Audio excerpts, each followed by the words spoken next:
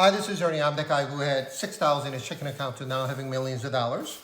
Today, I want to talk about saving money. Um, a lot of people say, I don't have enough money to save, but I have been in your shoes before.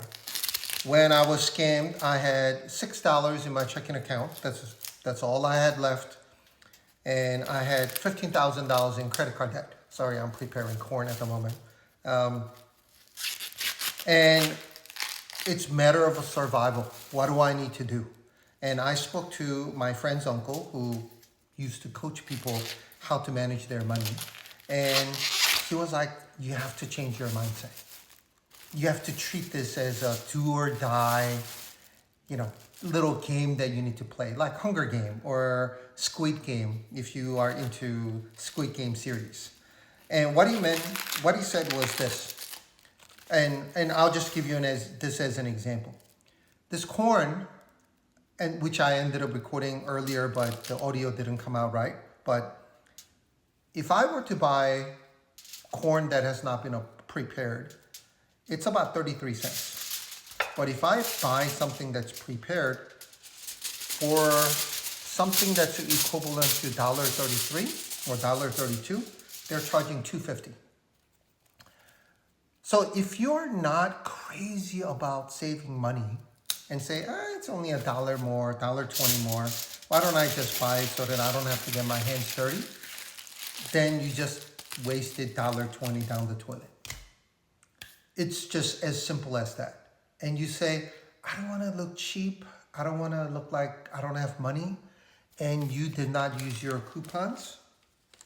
Then here, 3 coupons saved me $6 out of total of $42, I think. So it was like a 15% discount. That $6, which could have gone towards buying something, buying shares of a company or fractional shares, that money has just gone down the toilet again. And I know this is common sense, but we ended up getting cheese curds because my kids love it. Some people don't even check the expiration date. So there was something that was like expires like June 18th. Why would you buy that when if you go reach back, there's something that expires on June 25th? And where if my kids don't eat that and it's going to have fungus growing on it or whatever it might be, you have to throw that money out.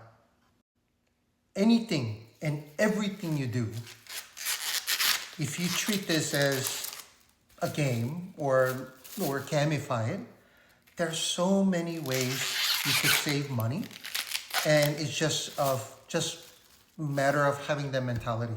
For example, earlier today I went to have lunch with my wife. My wife talks about, I won't name you, but they buy soda. They bought like some unlimited refill cup of $37. Yeah, $37. Thank God my kids, because we don't drink soda at home or don't have soda at home, my kids don't drink soda. But imagine 4 people, $37. They could have bought, I don't know, like a share of Apple stocks. They will continue to do well. Versus somebody like me who carries water no matter where I go, even to a supermarket. And yes, you, Brandy, I'm talking to you. The worst part of this is not that you wasted $37 times 4 buying refillable soda cups. You just wasted money to increase your medical bill down the road. Yes, because you consume high fructose corn syrup and all kinds of junk that goes into your soda. Or you go somewhere that's cold, like supermarket or movie theater, and they're like, oh, it's so cold, I forgot to bring long sleeve. Just pack a long sleeve and stop buying things like a shirt or a sweatshirt and pay $30, $40 at a theme park or wherever you need to go. Bring something. This thing, believe it or not, and by the way, now that I've gotten a lot of followers, TikTok has been sending me so much stuff. This shirt, I think I have like 13 or 14 of them. So I'll probably have to never buy again. Is it good quality? I mean, compared to Lululemon, no. Compared to Adidas or Nike, no. But for $6, I think it does a job. And making a shopping list so that you're not going through every single corner of the supermarket and trying to buy something that you don't. You know how the supermarket was designed. Why do you think the milk section is as far as possible from your vegetables and bakery? Because they want you to walk from one end to the other, hoping that along the way you'll buy something. So if you don't have a shopping list ready and available, you will eventually spend more money at a supermarket. And I have been a victim of that as well when I was younger. So how do you avoid that? You need to have that mindset, and you need a partner as well. You want it, like my wife and I, we don't worry about money. And she doesn't have to tell me where she's spending money. But even then, she still informs me and say, hey, I'm thinking about buying this for the kids. Are you going to be okay? And I'm like, yeah, of course. Yeah, but we need it. But that mindset of asking for each other's permission or informing each other, even if it's $100, $200, rather than having a secret stash somewhere that wife or husband doesn't know about, or going to the door before your husband or wife finds out that you receive another package. But by the way, I've been getting a lot of samples, so my wife has been making comments about that. But like not having that transparency, that also is something that you need to work on as well. And then again, shopping list and sticking with a plan. And then also budgeting. Yes, you need to budget. Even us, we still budget.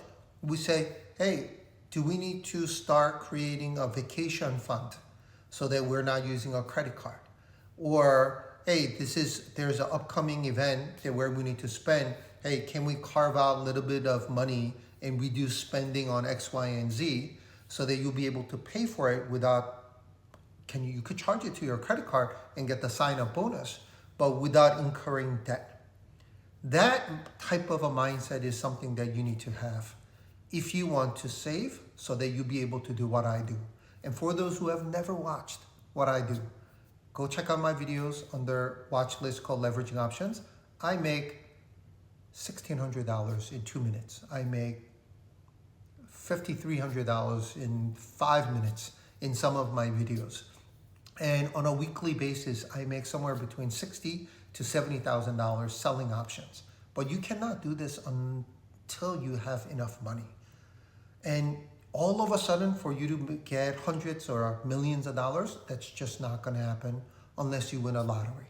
So what do we need to do? We need to save, budget, and whatever savings you get, you invest so that money will grow for you rather than you working hard to get money. Money will work hard for you. That's the key difference. This book happens to be Wall Street bestseller.